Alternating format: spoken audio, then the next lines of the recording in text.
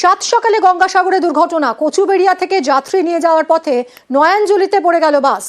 সাগরের চৌরঙ্গির কাছে নিয়ন্ত্রণ হারিয়ে নয়াঞ্জলিতে বাস পড়ে যায়। স্থানীয়রাই গাড়ির মধ্যে থাকা যাত্রীদের উদ্ধার করে সাগর গ্রামীণ হাসপাতালে পাঠিয়ে দেন। ঘটনাস্থলে সাগর থানার পুলিশ, সিভিল ডিফেন্সের কর্মীরাও ঘটনাস্থলে পৌঁছেছেন। অর্পণ, আমাদের প্রতিনিধির কাছ থেকে আরো ডিটেলে জানবো। অর্পণ, কখন হলো, কিভাবে হলো এই দুর্ঘটনা, এখন কি পরিস্থিতি?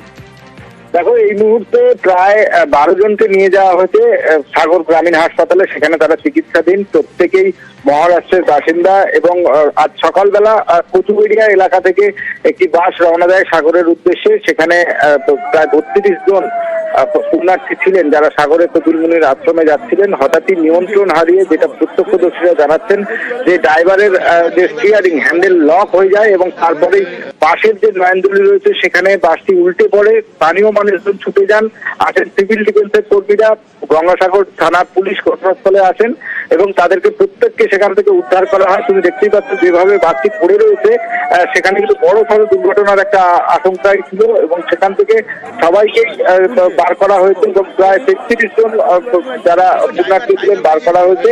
তাদের মধ্যে 8 জনের চোট গুরুতর রয়েছে, যদিও প্রত্যেকের এই মুহূর্তে চিকিৎসা চলছে এবং কি কারণে এই দুর্ঘটনা, স্টিয়ারিং লক কিভাবে হলো তার তদন্ত শুরু করেছে গঙ্গাসাগর থানার পুলিশ। এর পাশাপাশি ঘটনাস্থলে এসে পৌঁছেছেন যেমন সাগর বিডিও এসছেন, তেমন সুন্দরবন উন্নয়ন মন্ত্রী তিনিও ঘটনাস্থলে, বঙ্কিম হাজরা তিনি ঘটনাস্থলে এসছেন। যারা পুণ্যার্থী তাদের কোনো রকম সমস্যা যাতে না হয় সেই দিকে তারা নজর রেখেছেন। মিমি, ধন্যবাদ অর্পণ।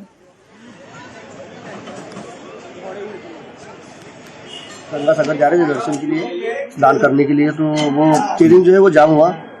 तो जो बाजू में जो नाला था उसमें अपनी बस पूरी गई, मतलब लोगों किसी को कुछ हुआ नहीं, थोड़ा बहुत लगा बस, बाकी दूसरा कुछ हुआ नहीं। हमारे 35 आदमी थे, तो इतना हेल्प किया कि पूछो मत। सबको कपड़े, नाश्ता पानी, खाना, चाय सब दवा लेके गए, सब कपड़े भी दिलाए उन्होंने, सब बहुत बढ़िया किया।